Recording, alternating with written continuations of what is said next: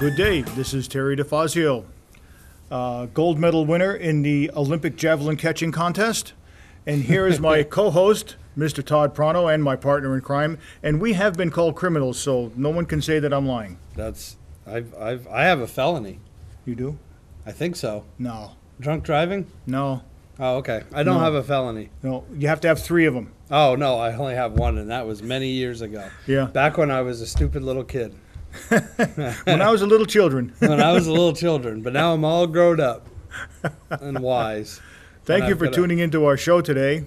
I'd like to say that we have a very special show for you, but I'm not going to lie.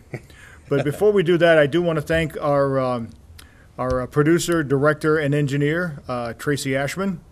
Thanks for helping us get this one together, Tracy. Much appreciated. And we're going to talk about the concert that I attended last week and that Todd played in. And I'm going to let you... I attended that one, too. Oh, that's right. You were in it. They made me. Oh, right. Is this the first sound check that we've done from this building? It's not. It's the second. The second one, yeah. It's been a while since we've done this. I don't even remember what the last one was about. Does anybody remember? Music. No. It was about golf. Yeah, probably. I'd have to look it up. We talk about and ramble about so many things. It's hard to remember what we talked about. But anyways. But this one's going to be a local subject. Yes. But also with some pretty big names in it. Exactly. So. How many times do you get to talk about a skunk? That's true. Unless it's Pepe Le Pew. Yeah, right. or one that's hiding under your deck. No. I did not ask him, and we'll tell you what this means in a second, but I did not ask him where he actually got that nickname. I'm assuming I know. I don't know why. I haven't any idea. I know that my old college economics teacher got that name because he had gray hair with a white streak up the middle. Oh, maybe that was it. I assumed it had to do with the smell of his clothing during that period. Could be. I haven't any idea either. It's just like the guy from the Grateful Dead there, Pigpen. Yes. Even though he took showers regularly, they nicknamed him that. I don't know why. Ron McKernan. But anyways. We're talking about the Hungerfest concert. Yes. And we're talking about Jeff Skunk Baxter. The most noteworthy of all the musicians there. Yes. Other than you. Well, but way more noteworthy than me. Yes. Though my name may be more recognizable to some people. I don't doubt that. In this area. I don't doubt that. So Hungerfest is a concert that has been done every year for the past 5 years. Prior to that, it was a radio station fundraiser that Devaney and I started. I remember that. That was fun. Fun days. So if we go back to like 2007, I think. Wow. It could have been 2006, but definitely by 2007 and 2008 is when it really started taking off. But that's a good 10 years. Yeah. Last year, I believe, was the 10th year, and it would have been, and then this year would have been the 10th year from like when Devaney got involved. Mm-hmm. So a little backup story before we talk about the concert of Hungerfest. We heard before Thanksgiving at the time that their food shelf was completely wiped out. Oh, wow. And they only get so much. NEKCA, the Northeast Kingdom Community Action, who runs the food shelf, and they run the food shelf here in Newport, and they have offices in St. Jay and in Island Pond and all over the North. Pretty much each community in the Northeast Kingdom has a NEKCA office, the big one and the main one being here in Newport and another one in St. Jay. Their food shelf runs off of an allotted budget or grant from the state. They get X amount of dollars. They can buy it from the food bank. I believe every dollar buys 300 pounds of food or something from the food bank. It's a pretty good deal, but it goes quick. And around the holidays, it goes even quicker. I imagine it would, yeah. Yeah, and we had found out it was bare. So we decided, you know what we should do is we should help collect food for the food shelf. So the very first year, which I believe was 2007, we camped out at RJ's Friendly Market. Yes, up the street. Well, just down the street from us. It's, I guess, Family Dollars there now, isn't it? Yeah, it's well, no, it's actually Vista now. Oh, okay. He did start at RJ's Friendly Market was where Family Dollar is now, but they moved for just a few years before he sold it to Windows Vista. Yes. And so it was RJ's Friendly Market in that parking lot, the same parking lot that Vista Foods is at now. And the very first year we had a little camper there, and we had 2 pickup trucks from Malkin at the time. It was Malkin's Auto. And we'd fill up a truck with donations that, we'd ask shoppers if you're going in there to buy non-perishable food items. They'd bring it out, we'd put it in the truck, and once we fill up a bed of the truck, it would drive over to NEKCA, put it in the food shelf. The other truck would stay there and back and forth. The next year, we decided to do it a little bit bigger, and we went to the Price Chopper parking lot, and we got a tractor-trailer truck. I remember that year. And started loading that. And we did that for a good many years. And at the time, I can't remember how many tons of food we raised, but it was a lot of food. We'd fill that truck right up with donations. Then we got businesses to do like friendly challenges, like Community National Bank, say, would donate $500 and challenge all the other banks to do the same. So Passumpsic would either match it or up it, and it was fun. Like we had one of my favorite ones was Austin's would challenge all the other garbage companies, and they kept upping the ante, and so it was fun, and it was very successful. And of course, Devney and I were on the radio. We broadcast live. We camped there for 3 days, and then situations changed at the radio station, and we were no longer there. No longer welcomed. Yeah, and we were no longer welcomed at the radio station. So I went to NEKCA and said, I don't want Hungerfest to just go away, and we started doing local concerts. We did one the very first year at the East Side, and it was me and Wayne Warner and a local band called Route 66 or something. I don't even think they're together anymore. I don't even recall that one. And it was not attended that well. There was maybe 80 people there. It really didn't raise that much money. It didn't help the food shelf a lot. However, Ronnie Lister was there, who owned Autosaver Group. So who'd taken over Mulkins at that point, North Point Auto. And he said, next year we're going to do something better. So next year he donated like $5,000 or something.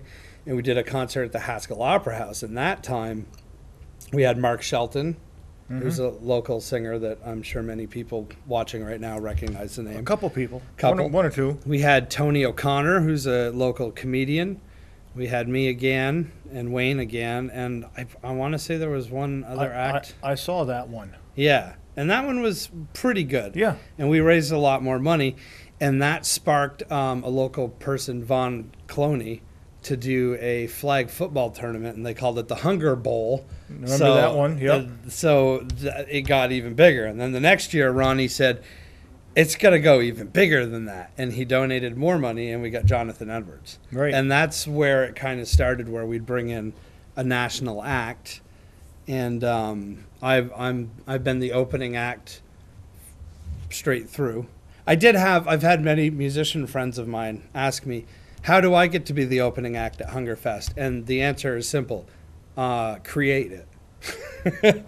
I created Hungerfest. That's why I'm the opening act. And by the way, for some of you guys out there, groveling helps. Groveling helps, too. Yeah. Yeah. So we did Jonathan Edwards 2 years in a row. Yeah. And then the next year we did Livingston Taylor. Yep. And then sadly in February, as we were planning this year's, Ronnie Lister passed away. I didn't know the guy, but I guess he was a really nice guy. Amazing. He donated to. He was the type of person that would just. I heard a story one time where the town of Bethlehem, New Hampshire, where he grew up, was in danger of not having their 4th of July parade, and he just went down to the Chamber of Commerce and gave him a check and said, "You're having the parade." Well, good. And he didn't really like to be in the news or anything. So he had donated a lot to Hungerfest. He's the reason that we had Jonathan Edwards and Livingston Taylor, and he's the reason that it grew after it left the radio station and we were at the East Side. He's the reason it grew to the Haskell, and then to Linden State College, and this year Fuller Hall. Which is a very nice a nice auditorium. It is. Very, very rustic, but very well kept. Yeah, I don't know how old it is, but it's old. It's gotta be. But it's kept up really well. I was very surprised. I wonder if it's as old as the Haskell. I bet they're similar. I bet they're close, because you look at the woodworking and the way it's constructed and everything. It's very, very similar. The main difference is the balcony isn't a wraparound. Right. No, it's just a. I don't even know what the balcony sits. Maybe 100 people. Maybe. I don't know. I don't know if the downstairs was full, but the balcony was not. Yeah. Probably 3/4 full. It was about 3/4 full. I'll tell you another story about that later on. But just to finish up with the whole with Ronnie's passing, it took a lot longer to plan this year because Ronnie was very instrumental in that. Ronnie originally had wanted to get, before he passed away, he wanted to get Jackson Brown. Mm-hmm. And Jackson Brown, it doesn't come for free. So after he passed away, they decided that they want to keep doing Hungerfest, but they wanted to also make it a tribute for him. But we couldn't afford Jackson Brown. How we could afford, though, was still pretty cool. Mm-hmm. Ronnie's partner, Abel Toll, who was the other owner of Autosaver Group, really stepped up to tribute his partner of, I don't know, 20 or 30 years maybe with the Autosaver Group, and put in a massive donation. And then all of the Autosaver Group general managers started making calls to people they did business with, getting donations. And this year, Hungerfest raised $125,000. Nice. For the food shelf, and that's profit. That does not include what this band that we're going to talk about in a few minutes cost. That was covered by Autosaver Group. Wow. They paid to have the band come up and their hotels and all their rock star stuff that they needed. Rock stars need stuff. Folk singers like me, we just need like a bottle of water. But rock stars, they need stuff. And so NEKCA's food shelf should have a good padding for the next few years. So next year, you'll see Hungerfest again, but it won't be the same capacity. This was a production. This cost a lot of money. It took a lot of time because if you saw all those musicians and everybody's got to have their gear, and yet they had to have a sound system. The way the sound system was really good. Yeah. And the lights too. The lights weren't at Fuller Hall; those had to come in too. Oh yeah. I imagine so. I forgot what the guy said the speaker system was, but it sounded. I thought it was all acoustic, but it wasn't. I don't remember. Adamson. Something like that. Yeah. Or Adams maybe. Yes, very, very nice sounding speaker system. I was up in the balcony. It was very clear. You know, Terry always tells me that I need to play through a line array system. And he did. There you go. It wasn't flying from the rafters. Nope, but it was good enough. It didn't need to be, and everything was balanced pretty darn well. I was very impressed with it. It was, yeah. So this is the concert right here. Hungerfest, the American Vinyl All-Star Band. Mm-hmm. Did you notice that Fuller Hall said, "Welcome, All-American Band"? No, I didn't even see that. They were close. No, I didn't see that one. Well, if they had put the American band, they would have thought it was Grand Funk Railroad. Exactly, you know? Yeah. And maybe it could be a member from... So what this is it's a super group, and it's similar to Ringo Starr's All-Star Band, basically. If you're not familiar with that, Ringo, to tour, Ringo would always be part of it because it was his All-Star Band, but always different members. Like Joe Walsh a lot of times is in it, and like Paul McCartney makes guest appearances. But what it is when you go to the show, there's always Ringo Starr and his maybe core group, like bass player, and then a bunch of different musicians. And this American Vinyl All-Star Band is the same deal. It's Jeff Skunk Baxter's deal. So Jeff is always the guy there. They might have a different lead guitarist. They might have a different rhythm guitarist. They might have a different drummer.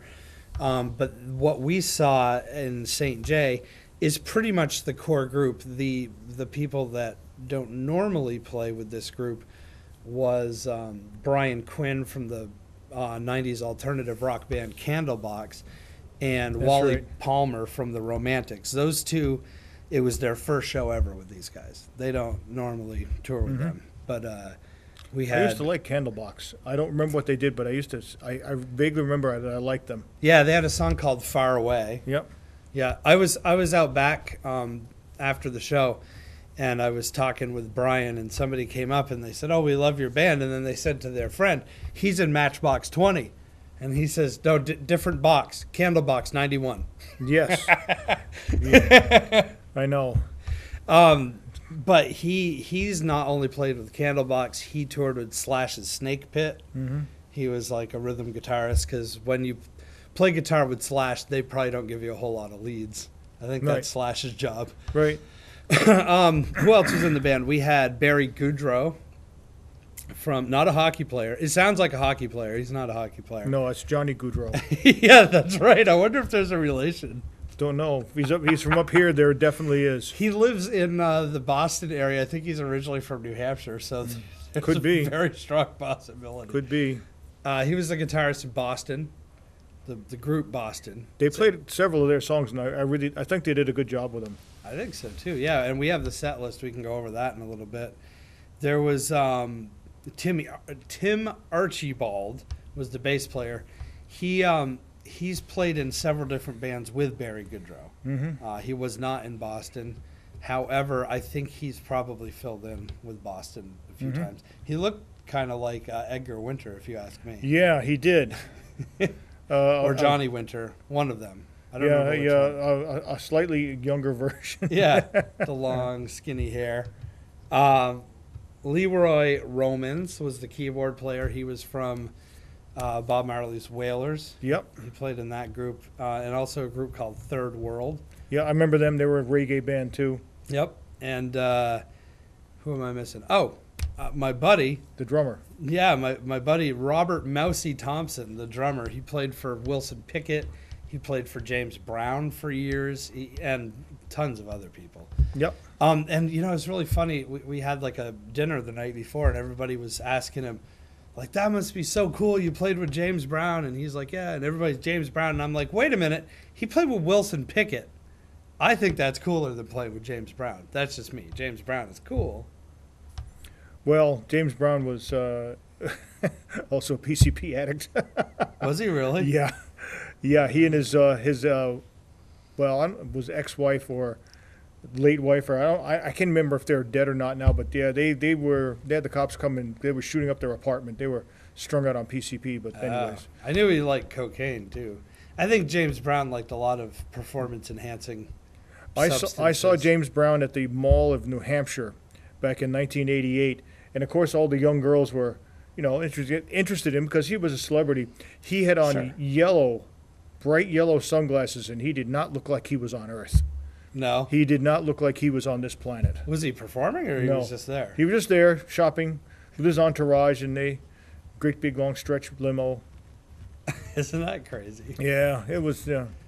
He was. His head was sort of cocked, and his big smile. He just like he probably had to do, instead of showing up with an entourage in a limo, he probably just had to wear a T-shirt and jeans and a baseball cap, and nobody would have known who he was, because you always see him in these sequin jumpsuits and the capes and the hair all like greased up. And I bet if he was wearing like an Oakland A's baseball cap and a white T-shirt and jeans, nobody would even know who the hell that guy was. Probably not.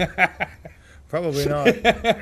But he made a few good songs, and I guess I don't know how many songs that they played of his at this gig. I know at least one offhand.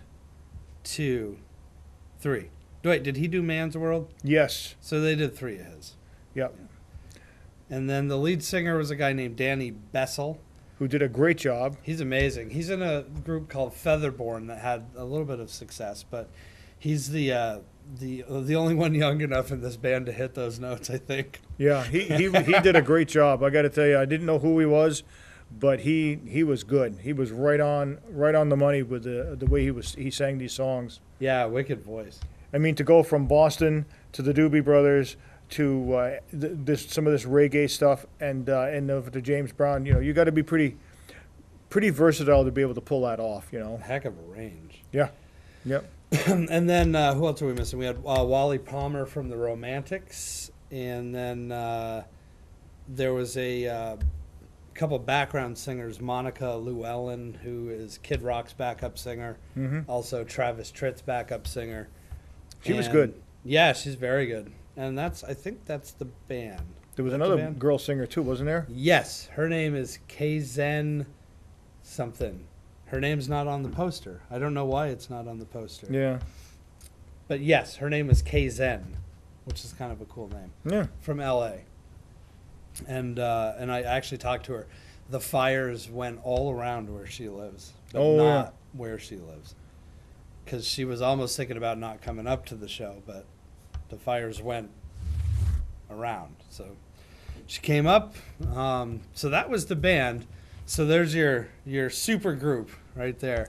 Yep. And of course, Skunk was probably the biggest attraction because most people know him. Yeah, yeah, and he was the hardest one to corner to talk to. Yeah, but Todd got me an autograph. I did on my Doobie Brothers CD. That's right. I only wish that they'd have played more songs by the Doobie Brothers. They only played one. They played China Grove. Yeah, that's kind of surprising. Yeah, maybe he's sick of playing them. I don't know. I don't know. Let's speak to that guy. You know, I mean, really. I did, but I didn't ask him. Oh. I actually, out of all the guys, so everybody in this group, I've spent much time with. I met Baxter for about 30 seconds before the show, 45 seconds after I got off stage, and 2 minutes after the show in the dressing room. That was about it. Wicked nice guy. The thing is everybody wanted a piece of his time. But the coolest thing to me, and I'll just brag for a second here. Yeah. I only had 12 minutes, so I only did 3 songs. One of the songs was a tribute that I wrote for Ronnie Lister. I was asked by the producer of the show to do that, and so I did.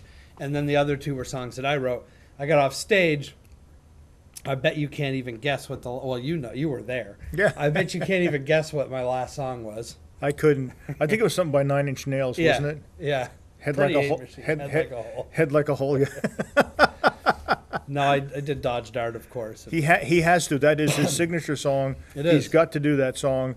I mean, you can't have a Todd Pronto performance without that song. No, that's true. I think I even said, this is my hit song. And then I said, because nobody said anything in the audience. And I said, well, in my household, it's a hit. I walked off stage, and I was taking my guitar off. And Jeff Skunk Baxter walked up, and he shook my hand. He said, great job. I really enjoy what you do, or I dig what you do, or something. Yeah. And I went, oh, thank you. And then he kind of walked, and he was getting his guitar out of his case, and he looked up at me, and he went, Dodge Dart. And so for me, I figure that's a win. Oh, yeah, definitely. You know? When you get somebody like that to acknowledge it. Yeah. So that means he watching, which is kind of cool. So it's a little intimidating to think of like these people all standing behind you, especially on Dodge Dart. They might not have seen the other 2 songs, but by Dodge Dart, they were waiting in the wings to come up. So it's a little intimidating, I guess. Yeah, I imagine so. Especially, like when these are real guitar, like these guys can actually play the guitar. I can get my way through it. Just like this guy. Yeah, he'll barely. He'll get it someday. Joe Satarini. Satarini.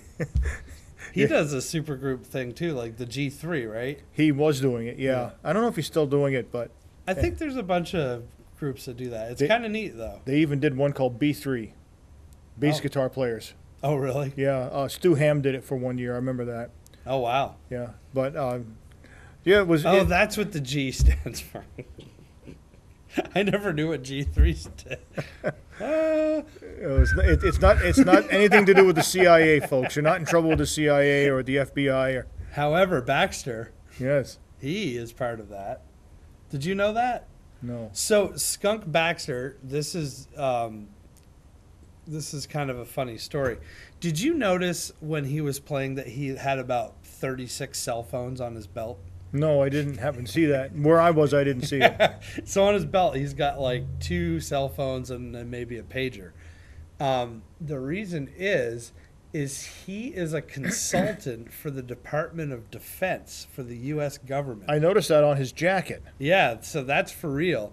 Baxter, in like the 80s, got really involved in technology for recording. And once computers got involved and he was looking at algorithms, he was enthralled by the technology of these algorithms. And then a friend, like his neighbor or somebody, bought him a subscription to like Popular Science or some trade magazine because he knew about that. And then he got really interested in ballistic missiles and how similar technology with recording technology and algorithms which would help a compressor, say, automatically pick up on somebody's voice and compress it without having to manually do it. He started wondering how that could be used in terms of ballistic missile defense. And he wrote a 5-page essay on it for fun. Because, I mean, doesn't that sound like fun? And gave it to his neighbor, who was like a senator or something, who showed it to somebody in Washington. And they brought Skunk Baxter in as a consultant, like an ideas guy. So the Department of Defense would be thinking about testing a missile somehow. And they'd say, what do you think? And this like hippie dude that was in the Doobie Brothers and was in Steely Dan, like gave the government advice. Isn't that crazy? Yeah, and he still is. He's still part of it. It's probably better advice than you get from anybody else in the CIA. I read a lot of people saying, they needed somebody that could think differently than regular military people. Yeah. And who better than the rock star? Yeah. Who had a Muppet. Jim Henson designed a Muppet after him. Yes, I remember that guy. Yeah, Floyd. I can't remember what they called him though, but he had red hair. It was the red mustache. It was Floyd. It was like a Beatles reference. Floyd Pepper. Oh, was it? Was the name of that Muppet, but it was designed after Jeff Baxter, who was friends with Jim Henson. I didn't know that, but when you mentioned it, I remember that Muppet. Yeah, that was good. Yeah. That was really good. So that guy definitely lives an interesting life, from Steely Dan. Well, if you go back before that, he played with Jimi Hendrix when Jimi Hendrix was called Jimmy James. Jimmy James and the something. At the age of 15, Baxter was on some famous recording. I can't remember the name of it. Started Steely Dan, joined the Doobie Brothers, has played on everybody's records from Michael Jackson to Madonna. He even did a guitar solo for the song "Hot Stuff" by Donna Summer. Yes, he did. The only disco song I ever liked, and I didn't like any other disco songs. There's a reputation here. Yeah, yeah. But he did a great job on that song. The song wasn't that bad, and he really made it. I think he's what made the song, but it was a decent song. It wasn't your typical disco trash. It was a pretty decent song, and I thought the guitar solo he did was like, wow, they put this thing in there. This is pretty neat, Yeah, probably to similar ideas to why Michael Jackson brought in Eddie Van Halen on Thriller to try to get onto some rock stations, right? Yeah. Or something. Yeah. But that's Baxter, so that's quite the interesting resume. I wonder what Hendrix album he played on. It wasn't an actual Hendrix album. It was Jimmy James and the somethings, and it was when Jimmy was still touring clubs before he started recording. And then when he went on his own, he became Hendrix. I think that's his real name. I think his middle name was, I don't know why he called himself Jimmy James. The story goes, and I've learned all this from Baxter's manager, by the way. He was working at a guitar store in New York City, and Jimi Hendrix was an up-and-coming guitarist, and Jeff played bass for Jimmy. Okay. But it was before Jimmy got too wild. I think Jimmy was doing kind of rock and pop standards at the time. Jimi Hendrix, if I'm not mistaken, he played with some black group. I don't know if it was Otis Redding or who it was, but Mitch Ryder in the Detroit Woods. He played for some band like that for a while. Yeah, and then they actually had him leave because he was kind of stealing the show. Yeah, he was in the back doing all this stuff, and they were supposed to be focusing on the singer. And then, just to make matters worse, they had Jimi Hendrix open for the Monkees. Yeah, that's the weirdest thing to me. When you told me that, and the Monkees liked him. The Monkees said, "Yeah, we wanted a guy who could bring some energy and get the crowd going for us." And that didn't work out.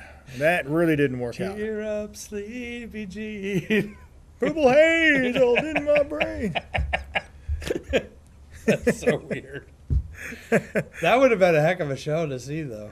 Yeah, it seemed that what was so funny was Jimi Hendrix was coming out and playing Purple Haze or Manic Depression, or songs like Red that, House and all of the little kiddies were yelling Mickey, Mickey, Davy, Davy, and the parents were freaking out over this guy. I bet. And I don't know how long it lasted, but it wasn't very long, and Hendrix got really PO'd. I bet he did. And quit the tour. But the Monkees actually requested him. They liked him. That's so funny. Which goes to show you that, whether you like the Monkees' music or not, and I didn't particularly like it, they knew good talent when they saw it. Yeah, I mean, they were kind of a made-for-TV band anyway, right? They probably had aspirations to rock a little more, and they weren't allowed to. Well, only two guys in the band really could play. Yeah, I know. Isn't that weird? Yeah, Mickey Dolenz and Mike Nesmith were the only guys that could actually play. The drummer and the guitarist, right? No, guitar and bass. Oh, so the drummer was... The singer was sort of okay, Davy Jones. Yeah. And the drummer, he couldn't keep a beat if they gave it to him. But they were like the America's television version of the Beatles. That's what they were. Right. And I remember that whole that whole time. And then you had guys like Skunk Baxter would come along, and I don't exactly remember when the Doobie Brothers came out, but it was the early '70s, if I'm not mistaken. Probably, yeah. I'd have to look it up, and I'd have to see when he joined the Doobie Brothers. And I don't even know if Steely Dan came out first or not either. But I almost think the Doobie Brothers came out first. I'd have to look it up. They might have. I'd have to look it up. They might have. He did 2 albums with Steely Dan, and then Steely Dan decided that they didn't want to tour anymore. And he's like, well, I got to move on. And that he joined the Doobie Brothers and then was with them for the rest of their tenure. I think maybe the influence rubbed off because Steely Dan, one of the reasons they didn't like touring is because they couldn't get the sound they wanted. Yeah. When Steely Dan went into a recording studio, they would literally go through every piece of wiring to make sure everything was in phase. Really? Yeah. And when they went out on tour, they couldn't do that. There wasn't time. Right. So they built him this thing by Iowa. It was a big box, and it cost about $3,000. And I don't remember what they called it back then, but today we know it as the Barkus-Berry Sonic Maximizer. Oh, yeah? That's what it was, and that's the only way you could get Steely Dan to tour, and then finally they said, So, but that's where that came from. And that came from Steely Dan, and probably Skunk may have had something to do with it. He probably did. But I know this much. If you listen to the Steely Dan in the 70s, and then even to the early Doobie Brothers, or even later on, even with Mike McDonald, you listen to those old analog recordings, and they had a very good sound to them, because most of your bands that recorded back then did not sound that good. If you ever listened to Grand Funk Railroad, their early recordings were horrible. Absolutely horrible. Led Zeppelin actually was pretty good. But some of those bands way back then, the recordings, I didn't even know how they could get into a studio with several $100,000 of equipment and sound that bad. But a lot of these bands they sounded horrible. It's interesting you say that because I got, for my birthday last month, somebody bought me the White Album. Yeah. The Beatles, which I used to have when I was younger, and then who knows where it went. So they bought it for me on CD, and I was listening to it on the way home from New Hampshire this past weekend. And it's a great album.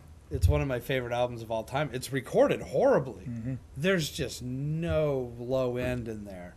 And there's really mid-rangey. And I don't remember it sounding like that. Maybe it's my Nissan Altima. I don't think I'd blame the whole car. No, it's the whole car's fault that the White Album doesn't sound as good as it used to. Probably sound better than your Dodge Dart. It probably did. So anyway, this show happened November 15th for Hungerfest. Yep. And production-wise, we're talking 10 people in the band. Mm-hmm. we're talking 2 sound engineers for front of the house, a sound engineer in the back doing monitor mixes, 2 lighting guys, Yep. a stage lighting guy, a lighting guy in the back, and like 362 camera people. No, I don't know, not that many. There were a bunch of camera people running around, though. We don't know what they were all doing. No. We know what 2 of them were doing, but the other 3 we don't know what they were doing. It's eventually all the footage is going to come together and become one I don't know, DVD or something. Yeah. And when we get our hands on it, we will put it on. Yeah, absolutely. And the talk is that the DVD will go to be for sale for Hunger. Like, if you buy the DVD, a proceed of it will go to the food shelf. That seems only reasonable to me. But I bet it's going to be a while because we have footage from our good buddies over at KAC-TV in St. Johnsbury who had 2 cameras in the balcony. And then there was another independent camera guy there from Boston just doing B-roll stuff. And then there were students from St. J Academy running around with cameras too. So they're all going to combine their powers together, like the Power Rangers. and they're going to make one video of it. I don't know when that's going to be ready. No, we don't. Some of these things take a long time. Yeah. I know that, for example, when they shoot a Delane or Nightwish DVD concert from somewhere, it takes 6 to 9 months to edit. Of course, that's a much bigger thing. They have 7 cameras. They've got 20-something odd tracks, whatever, 30 tracks. No, this won't be. I don't even know how. It'll take a while. It will. I don't know how the camera people captured the sound. I don't know if they had to tap off the board or. There was a really nice. It looked like a Telefunken up in the balcony, right on the rail. Oh yeah. I know what it was used for, but there was one up there. That's probably what it was. It looked like a Telefunken U-47. Such a great. Don't name. say that too fast. Yeah, be very careful. There was very careful. He didn't swear. No, I didn't. That is the name of a microphone company. Actually, I think Neumann bought them out. Yep, they still make it though. Yep. That's not a cheap microphone. No, about $4,000 or $5,000, something like that. So there's a group out of Rutland, Vermont called Atomic Productions that did all the sound and backline. So when you bring a band in like this, just to let people know the scale of this, none of these guys, it's not like your local band where one person lives in Morgan and one lives in Derby and the other 3 live in Newport. Some of these people live in LA, some live in New York City, some live in Boston, some live in Washington D.C. Some live in Detroit, some live in Nashville. They don't bring their PA system. They don't. They maybe bring their guitar. They brought their guitars.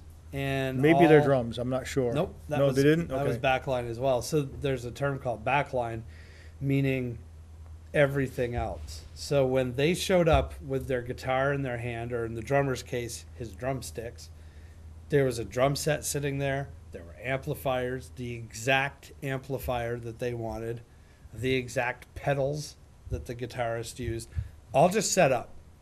And that ain't cheap. No. No, it isn't. No. So we won't get into the overall cost of what this show cost, but it was a lot of money. So it's amazing that it was covered by Autosaver Group as a tribute to Ronnie Lister, and it's amazing that it brought in $120-something thousand. The best recollection, 750 tickets were sold, and you mentioned the balcony had some room. Here's the fun part. Up until the day of the show, only about 300 tickets had sold.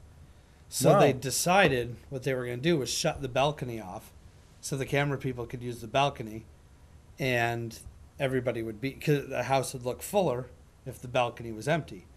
They sold so many tickets, they had to open the balcony. Yeah, the balcony wasn't pretty much a full show. Wasn't quite sold out. Nope, pretty close. I went up there during the Romantics songs, and I kind of looked for you like this, but it was so dark up there. I was in the second row because the railing in the balcony wasn't really a railing. No. It was a high petition, and if I sat down, I couldn't see over it. Oh, really? So I went to the second, the second row. Yeah. Honestly, it sounded the best in the balcony. Yeah, it did sound good. I went all through the house, and I watched as much of the show as I could just standing up in the wings of the balcony.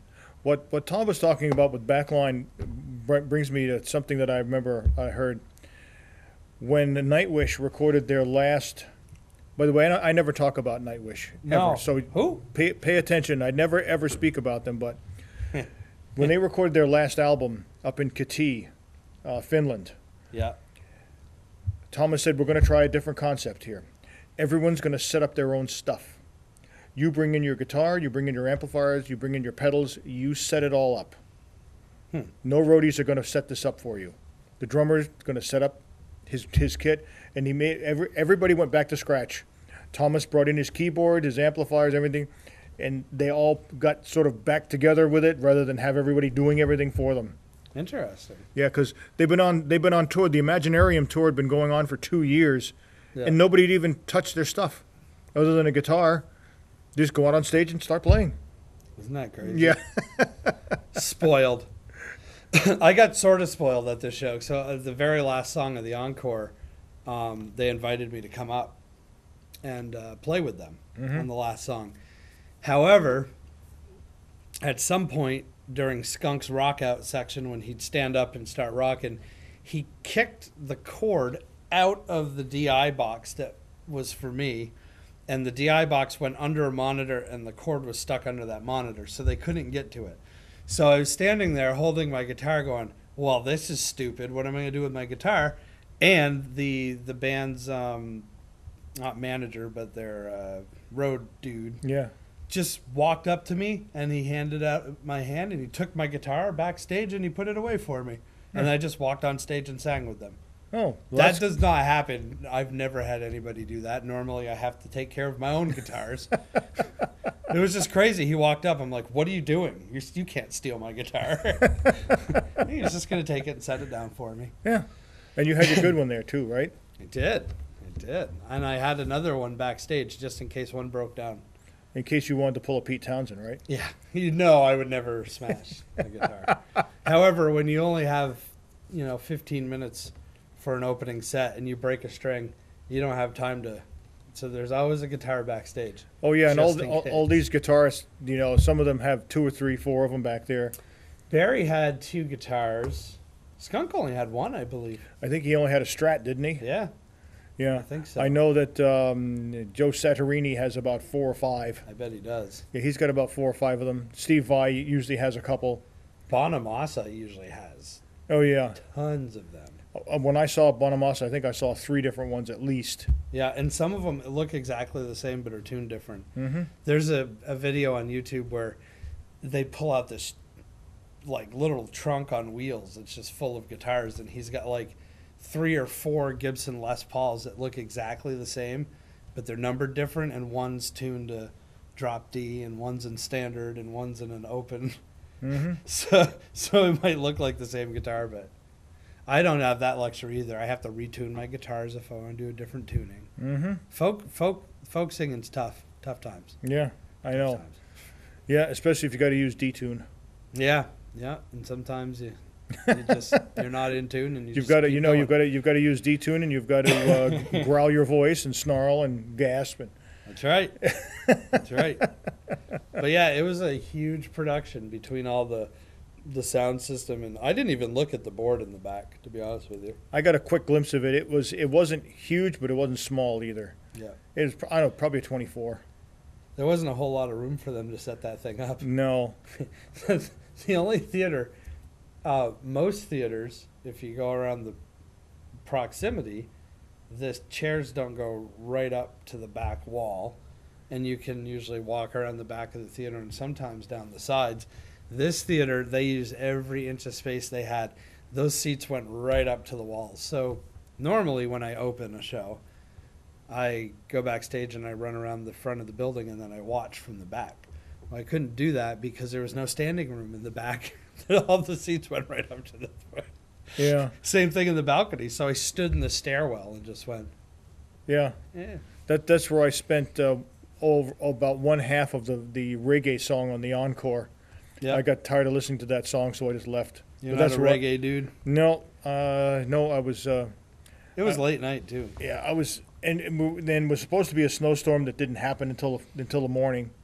but I was disappointed I didn't hear more Doobie Brothers. But I was very happy I heard the Boston songs and the Steely Dan songs. They did a very good job with those. Yeah, I've got the set list here, so we can run over the set list before we run out of time.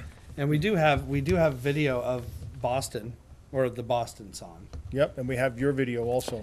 Yeah, we could play some of that at the end. I don't see why I'll not. have to charge you royalties for that. Okay. It's like 5 cents. Okay.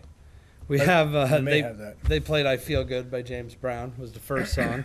"Smokin'" by Boston was the second I one. remember that. They did a good job with that one. "Three Little Birds" from Bob Marley. Then they did a song called "Blush," which was from the lead singer's band, Oh, okay. Featherborn. So I that was a didn't song- recognize that one. I didn't really either. Then the Candlebox Dude came out. They did "Far Behind," which is a Candlebox song. I liked it, although I didn't remember it, but I liked it. And then they did "Black Friday," which I believe is also, I'm not positive. And then they did "Ricky Don't Lose That Number." I remember that. I used to work with an expediter at the machine shop. His name was Ricky Fagans, and I used to always tell him that. He'd say, "I need this part," and I said, "Ricky, don't lose that number." He just laughed. He'd go away, go away. It's the only one you'll know. So wait, his last name was Fagan? Wasn't Yeah. the guy Donald Fagan in Steely Dan? Actually, it was Fagans. Fagans. It was a family of 7 boys and 1 girl. Oh, that's funny. Yeah. Then they did "Long Time" and "Man I'll Never Be." I didn't hear those. I was backstage. I didn't recognize them. Then they did "China Grove." That was the one I liked the best. Then Wally Palmer came out from the Romantics. They did "Rock You Up" and "Talking in Your Sleep" were both romantic songs. Then they did some James Brown tunes. They did "Man's World" and "Sex Machine." Yep, I recognize those. And then they did "More Than a Feelin'" by Boston, which Yep. we'll play that at the end of this. And "Reelin' in the Years." I remember that Steely one Dan. too. You know what? There was a Steely Dan number they didn't do. Was it My Old School? Yeah. You remember? You remember when we met Lane Gibson? Mm-hmm. They used to do a lot of Steely Dan. Really? Yeah, Davis Brothers Band played "Reeling in the Years," and they did that one I just mentioned. My Old School. My Old School. Yeah, I was going, geez, I never heard those songs. Where'd you get those? And it was Steely Dan. So And then the encore, because just to ruin show business for all you, when you all clap and make everybody come back out for the encore, it was expected. They had 3 songs. yeah, So if you guys didn't clap and didn't bring them back out, I don't know what they would have done. I was hoping they'd do some Doobie Brothers, but they didn't. They didn't. They did "No Woman, No Cry," "What I Like About You," and then ended it with "A Land of a Thousand Dances." That's it, Wilson Pickett, isn't it? Yeah. I thought so. Na, Yeah. na, na, na, na. That's the one I came out on, but couldn't play guitar because Baxter ruined my direct box. You should have taken his guitar. I should have. Give me that skunk. So I just sang instead. That's cool enough. You got to be with him, and you had a great time with him. It was very cool. Yeah. It was a really cool night, and definitely had Fuller Hall rocking probably harder than it's rocked in a long time. Yeah, and what surprised me is St. Johnsbury Academy's campus is actually fairly large. It really is. It stretches. Yeah, it's tough to find a parking spot there. Yeah, I know. I had to park over the bank by the gymnasium. Yep, that's generally what I do if I go to a show there. Or you can park at the they have a track kind of off to Yep. the side. You can park there. This time I was lucky enough to be able to park in back. Mm-hmm. But normally that's reserved for teachers and personnel. Yeah, I wonder if they. Well, I parked down where the teachers parked, but there was no teachers there. Oh, at that point, yeah. Yeah. No. So I had to get I wonder if there they. early. I don't know what other acts they have at Fuller Hall. I've never heard of any. I've seen a folk show there. I saw Anais Mitchell, Sarah Watkins, and Patty Griffin there one time. But that's like going to see me play, like acoustic guitar, not a production like this. I'm not sure. I know they do a lot of theater there, and downstairs in their green room, the walls are all signed. You know, that's like a tradition to sign the wall if you're in a cast performance. And so it said Pirates of Penzance and Guys and Dolls and everybody's. I forgot to sign the wall. I should have signed it. Yeah. Well, I guess I'll have Yep. to go back. In a few years, No one will be able to read any of it anyway. Yeah, exactly. But yeah, that was the show. So Hungerfest, we went from Livingston Taylor last year to a whole bunch of rock stars this year. Yep. Maybe we'll get Nightwish next year. Maybe they're gonna have to drop their price a little bit. I don't. Speaking of Nightwish, like I said, I hardly ever mention this band. Thomas Holopainen is writing their next album. Yeah. And Miss Fleur Johnson said that he's not sharing it with anybody, but they expect a release in 2020. They're going to start recording it next summer, 2019, and it's going to be released in 2020. Just in time for the presidential election. Yeah, exactly. I wonder if any of our elected officials will use any Nightwish songs. However, Maybe. here's a funny one for you. I can't remember. I don't remember which one it was, but there was a Nightwish song that was done by the Australian Olympic swim team. What's that? What do they call it? Synchronized swimming. Mm-hmm. They used a Nightwish song Really? in the Olympics. Yeah, the Australian team. So it could happen. Of course. I heard that Beto O'Rourke wants to use 74 Dodge Dart for his presidential campaign. If I was him, I would pay attention and I would use it. This is all speculation, of course. And folks, if you believe that, you believe anything. We're going to end this now I because think we should play some music. we're Well, going. not us. We'll play some video. No, you don't want me to sing. Believe me. Him, fine. You don't want me to sing. We got a couple of videos we're going to show you next. It's going to be one of you, of course. Sure. Yeah, we'll do Dodge Dart, I'm guessing. And what was the other one you wanted to play? More Than a Feeling. Oh yeah, by Boston. Yeah. And it'll be live video. My video, believe it or not, is better quality because we got it from KACTV. KATV. Oh yeah, KATV. The Kingdom Access Television down in St. J. yeah. They're nice. They're a good bunch of guys The down Boston one is a fan video from the crowd. So, Oh. but it's cool because it still sounds great and you get to see the crowd. there. Exactly. Yeah. So we'll end it with that stuff. We want to thank you for joining us, and until the next time, we'll see you on the flip side. Have a good one. Hungerfest.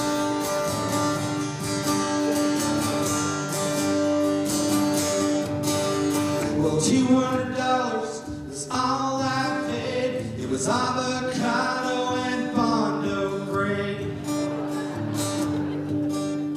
She was a pistol when you put it in gear. It was built like a tank and had power steer. Sometimes, not all the time.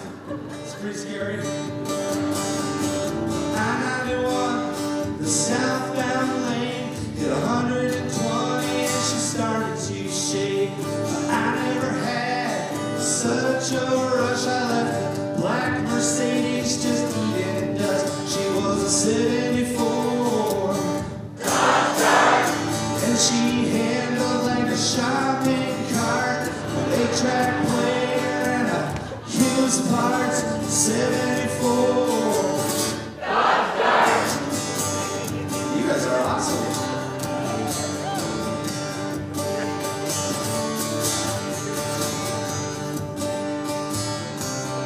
This is the trickiest guitar part I know. The slant 6 engine, man, she really tore it. Had a big old hole on the passenger floor. You could sit and watch the asphalt fly, put the pedal to the metal, baby. Hold on tight, she was a 74. And she handled like a shopping cart, an 8-track player and a used parts. 74.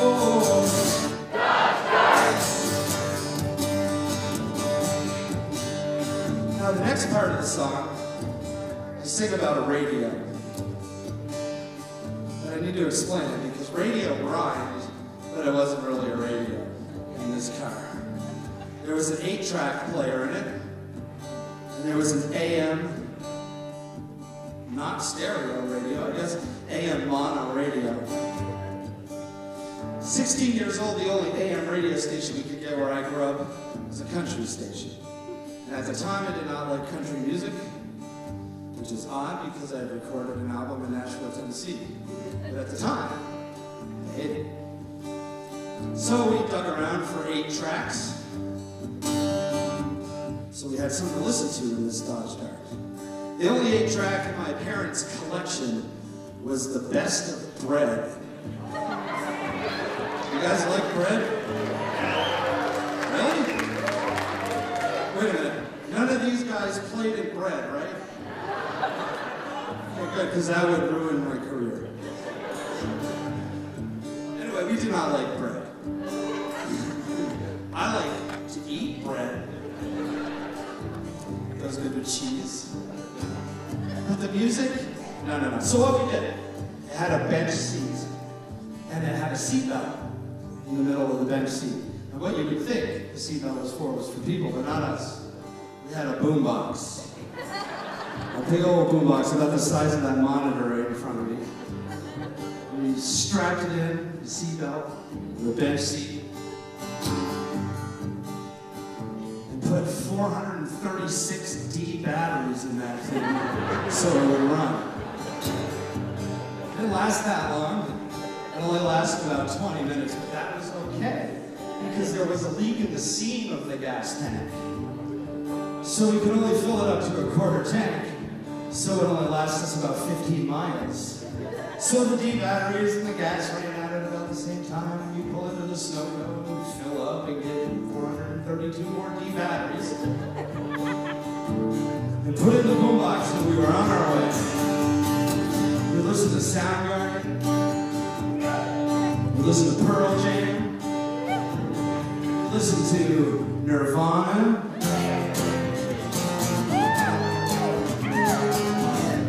just cruise on down the road. So when I say radio in this next verse, you know what I'm really talking about, but there was no way in hell I could rhyme all that in just 4 lines. It goes like this. Whoa, hey, don't drive slow, just the open road and the radio. Whoa, hey, rubber and tire, you can't beat the freedom. Your first car was a 74. And she handled like a shopping cart with 8-track player and a huge parts, a 74. Well, first taste of freedom, a work of art. You ready to bring this home?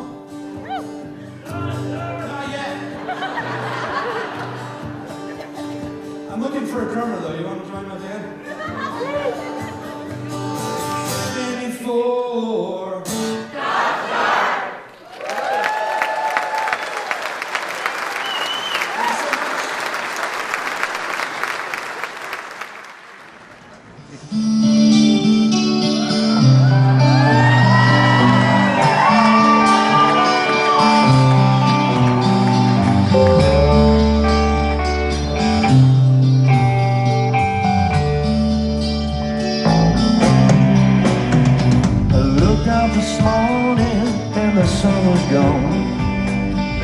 Some music to start my day. Lost myself in a familiar song. Close my eyes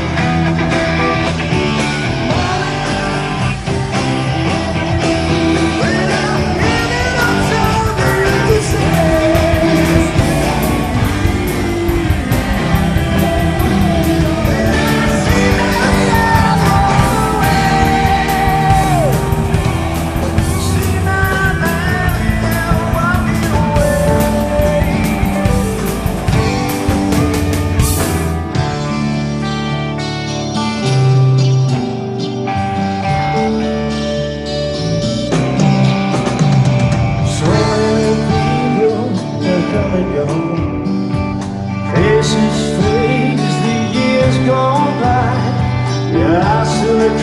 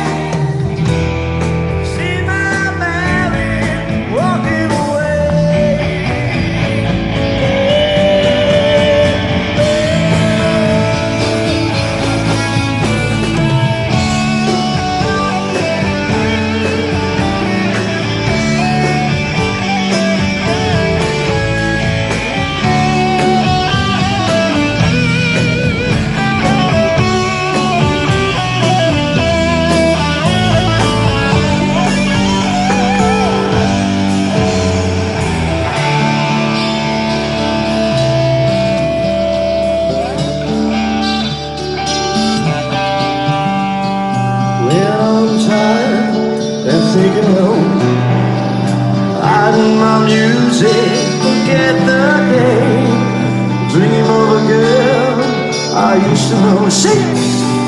Close my eyes and I turn away.